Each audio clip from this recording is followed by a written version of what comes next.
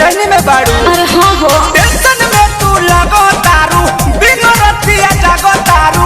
इतना बेचैन तू तो रहलू ना छोट में। इतना बेचैन तू तो रहलू ना छोट में।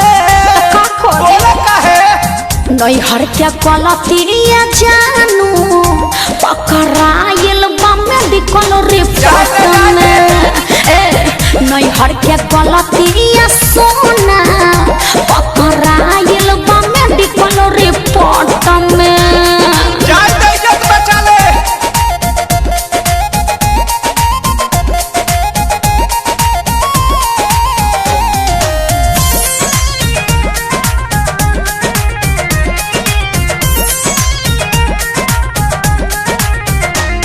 केकरा से कहीं डर लागता ई सब झगड़ा के घर लागता। अरे बड़ी टेंशन में बनी हो। अरे कूल हो जा, कूल हो जा। केकरा से कहीं डर लागता ई सब झगड़ा के घर लागता।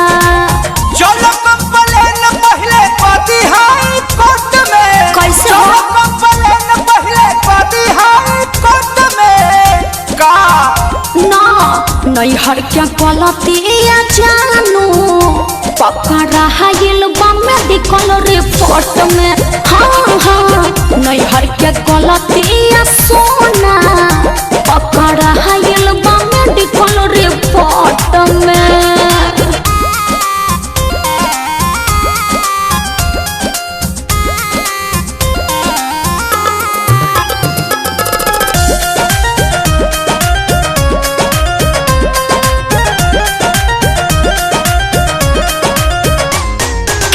समझाइए न मानता सैया जी हमार सब जानता।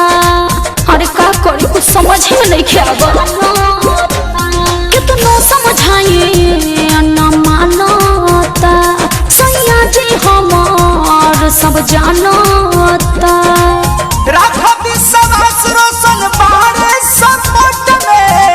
राखो विश्वास पर मध्य बारे सपोर्ट में। सुना ना नहीं हर क्या क्वालिटिया जानू पकड़ा हाइल बम्मे दिखल रिपोर्ट में। हाँ हाँ नहीं हर क्या क्वालिटिया सोना पकड़ा हाइल बम्मे दिखल रिपोर्ट में।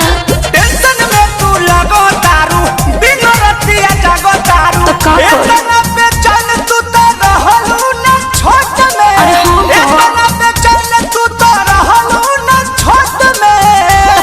बोले काहे नहीं हर क्या क्वालिटिया जानू पकड़ाइल बम्मे दिखल रिपोर्ट में। नहीं हर क्या क्वालिटिया सोना पकड़ाइल बम्मे दिखल रिपोर्ट में। हर एकदम से तू हमके फंसा देलो।